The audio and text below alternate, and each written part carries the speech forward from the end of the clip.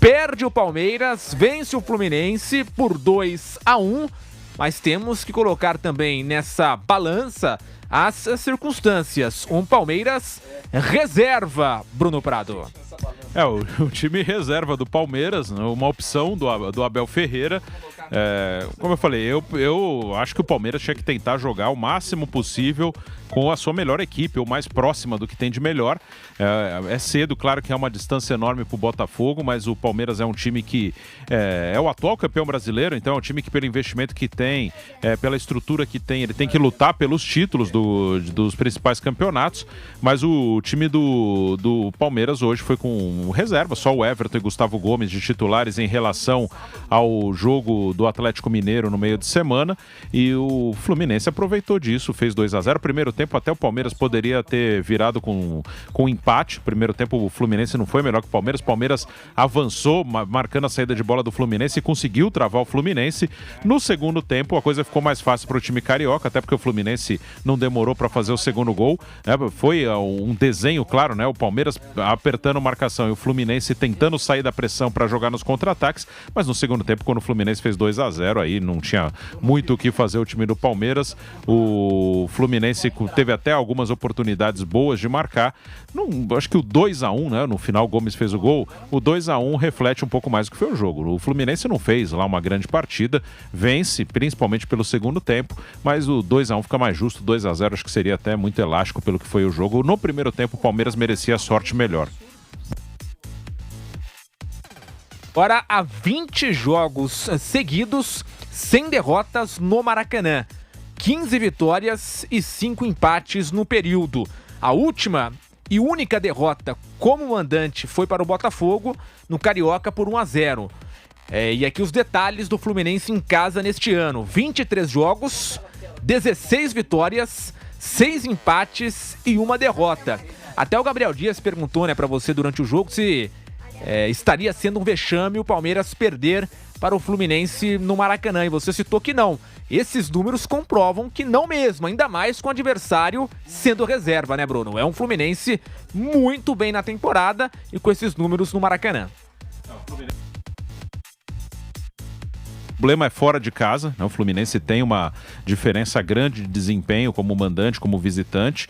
No Maracanã o Fluminense vai muito bem, consegue os seus resultados, com isso se mantém ali entre os primeiros, foi o terceiro colocado no Brasileiro do ano passado, está na terceira colocação no Brasileiro atual.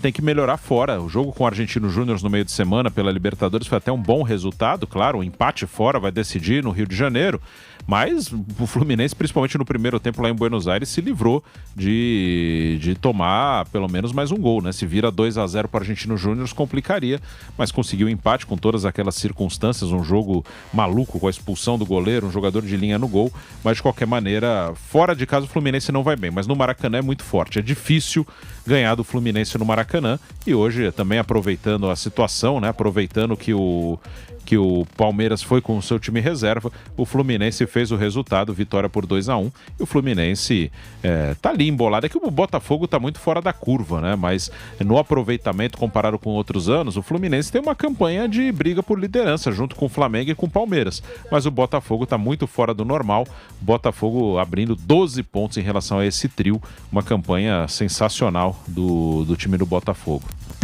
E Bruno, sobre o Palmeiras, não tem como não falar, As redes sociais ali, pelo lado palmeirense, estão reclamando muito, Os torcedores de reforços, dizendo que o time alternativo do Palmeiras está muito longe do time titular. Hoje apenas 2 titulares ali absolutos, O Everton e o Gustavo Gomes. No restante era todos, reservas.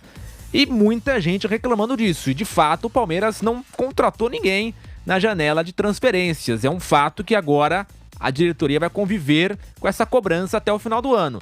Se não vencer a Libertadores, a cobrança será ainda maior, porque no Brasileiro está distante do Botafogo, caiu na Copa do Brasil para o São Paulo e agora tem apenas a Libertadores da América, abriu vantagem contra o Atlético Mineiro no jogo de ida das oitavas de final. Sim, há uma diferença real de qualidade dos titulares para os reservas do Palmeiras.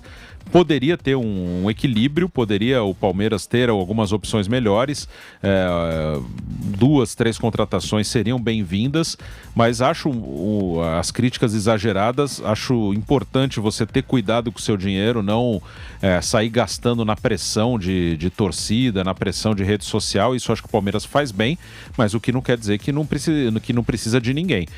Pelo menos um volante ali com condição de ser titular e mais uma ou duas opções de meio para frente, quando o Abel precisa mexer na equipe, fica faltando, né? O Palmeiras poderia ter um elenco um pouco melhor, sim, um pouco mais qualificado, porque realmente esse ano o Abel, quando precisou dos reservas, ele muitas vezes teve problemas. Até por isso, talvez ele tenha forçado mais os titulares em outras ocasiões.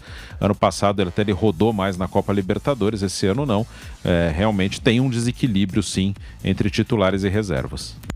O Palmeiras, que assim, abertamente, digamos, desta forma, tentou o Wendel e o Moreno, né? Agora mais pro final da janela. O Wendel acabou depois até negociando com o Flamengo, mas não deu certo também.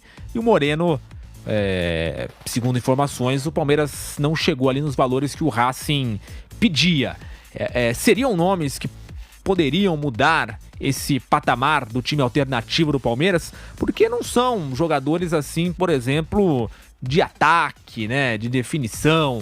O Wendel é um excelente jogador, mas mudaria alguma coisa com esses dois jogadores, ou um desses, Bruno Prado? O Palmeiras deveria ter, digamos, feito um esforço maior para trazer Moreno ou Wendel, ou até mesmo os dois? O que você pensa sobre isso? Aí seriam opções para a posição de volante, né? Para tentar uma reposição ao Danilo, né? Que saiu no início do ano. Seria interessante, né? O Wendel também o Flamengo não conseguiu contratar. O Flamengo que costuma jogar mais forte no mercado em relação a valores. O Flamengo também não conseguiu o Wendel. Não é fácil negociar com o Zenit. O Zenit é um time que tem muito dinheiro e não negocia fácil. O Aníbal Moreno, segundo o que foi relatado, né? O Palmeiras fez proposta, chegou a uma condição de que o Racing pediu mais e o Palmeiras não aceitou. É claro que é importante você ter um controle financeiro, mas seria interessante sim mais um volante com condição de brigar ali com o Gabriel Menino, brigar com o Richard Rios por condição de titular.